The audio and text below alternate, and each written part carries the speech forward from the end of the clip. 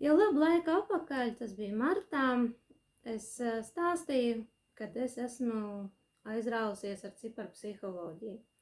Un nu šis brīdis ir pienācis, kad es esmu sākusi jau pamazām to apgūt. Es mācos pie Kristīnas Giazārovas ciparpsiholoģiju. Un tas, ko es tajā atklāju, un kas man tajā atklājās, tas ir, bezgalīgi interesanta pasaule. Izrādās, ka mūsu dzimšanas kods, viņš slēp sevī tik daudz informācijas. Tajā ir, pilnīgi viss. Un kas tad tas ir? Dzimšanas datums, mēnesis un dzimšanas gads. Ja astroloģijā, lai noteiktu jums, piemēram, precīzi, kas un kā jums dzīvē notiks vai noticis ir līdz šim, tur ir vajadzīgs laiks, lai zinātu māju izvietojumu. Bet ciparpsiholoģijā man pat gribētos teikt, ir mazliet vieglāk šajā ziņā, jo ne visi var zināt savu dzimšanas laiku. Un, lai vēl astroloģijā zināt precīzi dzimšanas laiku, viņam jāveic pārēķins, tātad rektifikācija pēc jūsu konkrētiem kaut kādiem dzīves notikumiem. Savukārt, ciparpsiholoģija, tas ir tas datums, ar ko jūs esat atnākuši, un cipari sevī slēpj ļoti, ļoti daudz un ļoti, ļoti dziļu informāciju. Tā ir arī tāda ļoti sēna zinātne, kas jau šodien arvien vairāk iegūst savu popularitāti. Un ko es jums piedāvāju? Tā pirmā daļiņa, ko es jums varu piedāvāt, mums ir, protams, ļoti svarīgi mūsu ienākumi, mūsu nauda.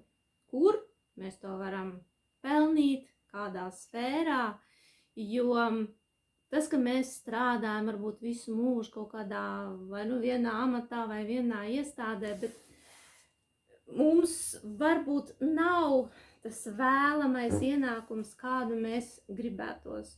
Mums nav tas dzīves piepildījums, nav tā iedvesma, kaut kas laiku pietrūkst.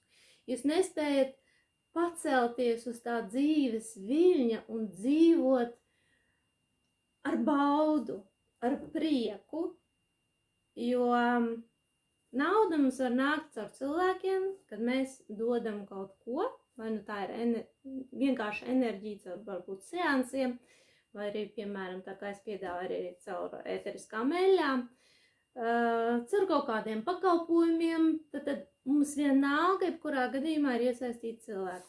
Un arī mēs varam sevi realizēt kaut kādā, nišā. Mēs atnākam ar talantiem, kas mūsos ir apslēpti, un varbūt mēs pat neapzināmies, kas tas tāds ir.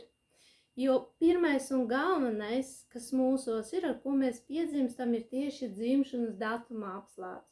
Un tas ir tas, kas mums ir nāk no iepriekšējās dzīves, un tas ir mūsu tāds potenciāls uzkrājums, uz kā mēs varam balstīties. Un ja mēs to nezinām, tad mēs to nespējam realizēt. Un līdz ar to mums ir neapmierinātība ar dzīvi. Varbūt vecāki ir ietekmējuši, varbūt citi cilvēki jūs ir ietekmējuši, teikuši, nē, ej uz turieni, dari tā, dari šitā. Un rezultātā jūs savā dzīvē visu laiku jūtaties nerealizēti. Man liekas, ka tā ir ļoti daudziem cilvēkiem. Un dzimšanas datums sevī slēpj lūk šo te informāciju, kur un kā jūs varat sevi realizēt. Jo mēs atnākam ar informāciju ne tikai to, kas ir apslēpts mūsu datumā, tad mūsu šis te talants, bet mēs saņemam arī talantu no vecākiem. Priekš tā mums nav pat jāzina vecāku dzimšanas datums. Tas ir mūsu dzimšanas datumā ieslēpts. Tātad gan pa mātes līniju, gan pa tēva līniju. Savukārt, ja mums nav harmoniska attiecība ar vecākiem, tā ir tad mūsu dzimta, mēs to nepieņemam un mēs sevi nespējam realizēt.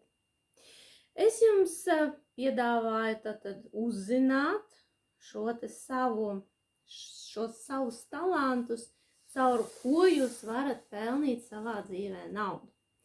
Es šorīt izlasīju tādu interesantu rakstu par to, cik daudz pensionāri saņem pensijas un kurie pa vecuma grupām, tad kuriem ir tas virs vidējā līmeņa. Un jo vecāku pensionāru sanāk, jo viņiem ir zemāks līmenis.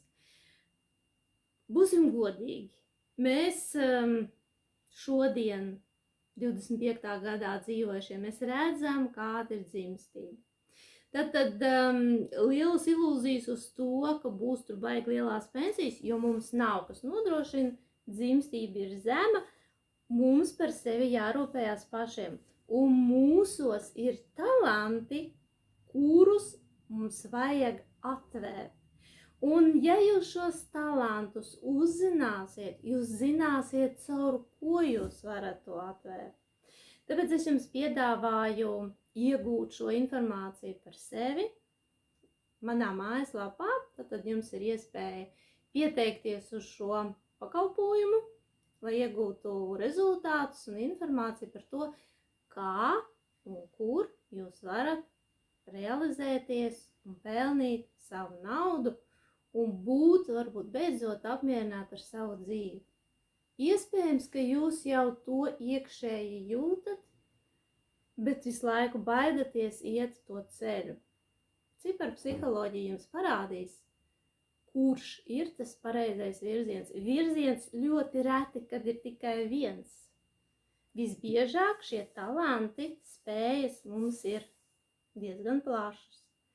Un šodien vairs nav tie laiki, kad mēs strādājam visu laiku vienā amatā visu mūžu. Šodien ir citi laiki.